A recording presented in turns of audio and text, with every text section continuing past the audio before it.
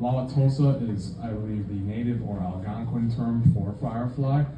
This is about a very nice gentleman I met at the Greek Orthodox Church up on the northwest side. Closed was the door.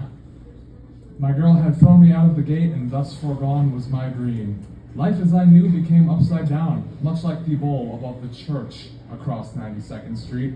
Closed was the door. For an opening, I drove miles and miles, looking for a place, a time, a wish I could rent, to pay off my debt and give new consent. My green was now blue, the unorthodox shape of the unorthodox place, requested by those new to the Lake Michigan hue. A place to worship was now in sight, a place where those who lost faith, like myself, could turn up to think. If my thoughts could bleed out like ink, and if I could turn ink into black wine, trust me when I'd say I had yet another drink. Manifesting these thoughts, to grievances they would turn, but much more deadly they would be if I never took that right turn. And there under the blue bowl, I met the preacher, a gentleman as smooth as the wine I wanted to unleash. But he told me, "Sir, don't do it one bit." I don't remember the name, but he let me have a seat. A man of splendid character and charm, charisma that simply couldn't be beat. A leader of the church, we discussed politics and vaccines, how humanity circumnavigates the globe, looking to redefine and appropriate its dream.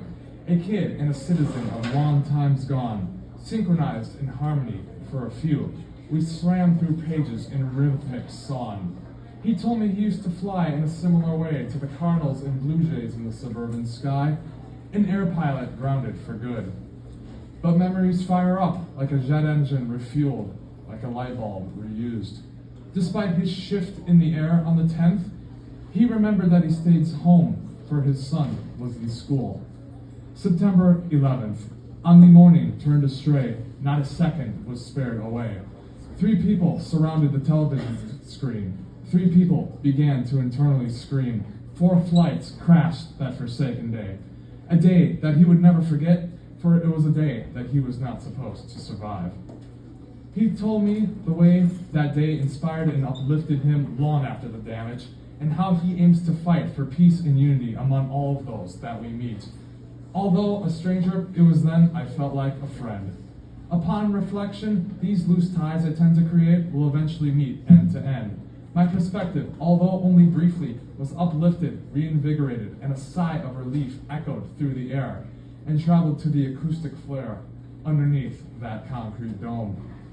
Underneath the church I visit, for him, it was home. Although I had lost one earlier that day, I could call this place my own. Just for one day, just for today, just for this day. To the preacher I call Firefly, he cleansed me of my blues. To the preacher that lit up my night sky, this is his thank you. I don't remember the name, but he let me have a seat. I'll call him Firefly, who devoted his time to Greek Orthodox Church in Wauwatosa on Congress Street. Thank you.